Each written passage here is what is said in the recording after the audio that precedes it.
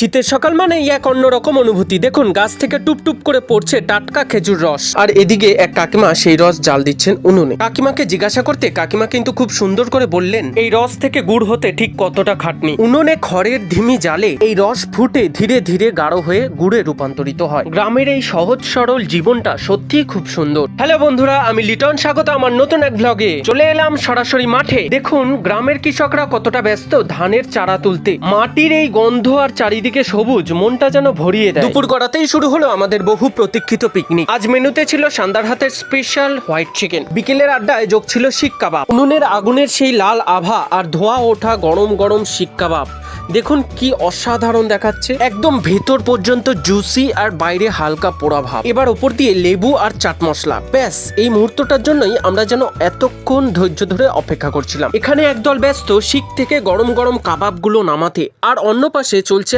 আগুনের ওপর বাটারের প্রলেপ। এই যে বাটারের গন্ধ আর আগুনের আঁচ, উফ, জিভে জল আসতে বাধ্য। আমাদের ফ্রেন্ডস গেট টুগেদারে এই শিক কাবাব জাস্ট ফাটিয়ে দিচ্ছে। আর এদিকে উনুনের ধিমি আঁচে তৈরি হচ্ছে সান্দারহাটের সেই স্পেশাল হোয়াইট চিকেন। দাদা মশলা দিয়ে কষানো শুরু করতেই আমি ভাবলাম একটু খুন্তিটা নাড়িয়ে সাহায্য করি। দাদার হাতের জাদুর সাথে আমার একটু ছোট হাতের ছোঁয়া, সব মিলিয়ে জমে উঠবে আজকের খাওয়া দাওয়া। আমরা যারা সবসময় কাজ নিয়ে ব্যস্ত থাকি, আমাদের জন্য এমন একটা দিন জাস্ট রিচার্জ হওয়ার মতো। এই যে বন্ধুদের সাথে মিলেমিশে একসাথে রান্না করা, একসাথে হাসি আড্ডা, এগুলোই আসলে স্মৃতির পাতায় থেকে যায়। দেখুন উনুনের লাল আঁচে কিভাবে শেখা হচ্ছে চিকেন কাবাবগুলো। আমি আর আমার বন্ধুরা মিলে হাত লাগিয়েছি। ওদিকে স্পিকারে ধামাকাদার মিউজিক বাজছে, আর এদিকে সেই তালের সাথে তাল মিলিয়ে আমি ব্যস্ত আমাদের শিক কাবাব পোড়াতে। আগুনের আঁচ আর গানের বিট দুটো মিলিয়ে পারফেক্ট কম্বিনেশন যাকে বলে। যখন কাজ আর আনন্দ এক হয়ে যায় তখন সেই মুহূর্তগুলো ম্যাজিক্যাল হয়। অবশেষে অপেক্ষার অবসান। গরম গরম শিক কাবাব যখন প্লেটে এলো, সেই প্রথম কামড়ের স্বাদ